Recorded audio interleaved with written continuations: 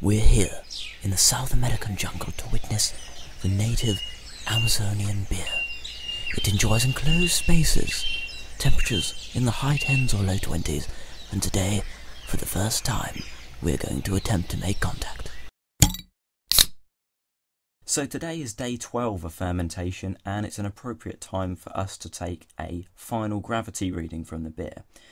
The reason why we're going to do this is we're just going to basically see whether or not the yeast are still producing alcohol, whether they're still fermenting the beer. This process is usually done 2 or 3 times, maybe with 2 days between each hydrometer reading. If that reading stays the same, then obviously fermentation is completed, and we ride out the rest of the process till about 3 weeks, 21 days, just to allow the beer to clear itself up and for all of those yeast to drop out suspension.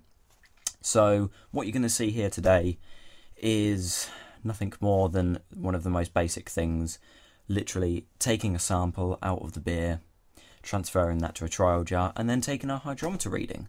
So that's all there is to say. Let's do it. So I've adopted a very, how can I say it, unorthodox camera angle here to try and give you the best possible kind of viewing of what we're going to do. This is a really tight space, so this is kind of what we're going for. So firstly, what I've got here, let's try and do this without getting everything wet, is just simply a tub here of sanitizing solution with number 1 our hydrometer in it, which is going to remain in there until we're ready, and our 3-piece wine and beer thief. Now that's the thing that we really need to keep sanitized the most out of all of this equipment, because the hydrometer is not going to physically come into contact with the beer. Neither is the trial jar, which is right over here. There's the trial jar. So because these 2 things don't come into direct contact with the beer, let's place those down there for the time being, simplify everything just a little bit. There we have it. We're going to assemble this wine and beer thief after we've taken the lid off, so we minimise the time that we actually have the lid off the beer and kind of expose it to any wild yeast in the air or bacteria, which is something we don't want to do.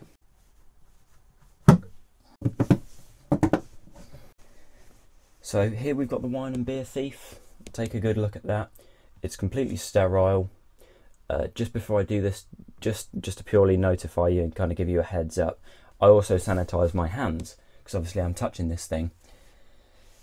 But regardless, so just basic physics, basically you pop it in, just like I'm about to do, like this. I then pop my thumb over the end, create a vacuum and trap that liquid, bring it out, and transfer that over to the trial jar. It's a simple case of doing this until we have probably roughly around 70 ml, and that's it.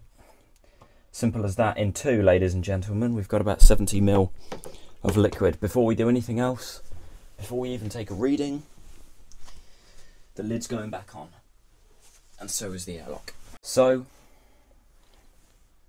we've got our beer, we've got our hydrometer. Now we can take a reading. Just placing the hydrometer in here will allow it to settle out. And we'll just give it a spin to remove any of those bubbles. 1.010, 1.011, which is exactly our expected FG, or near enough there.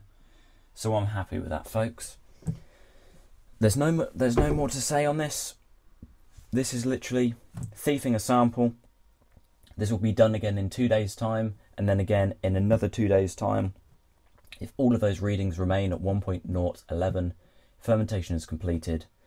We'll let this ride out the rest of the process till 21 days, and then we'll cold crash it for a few days.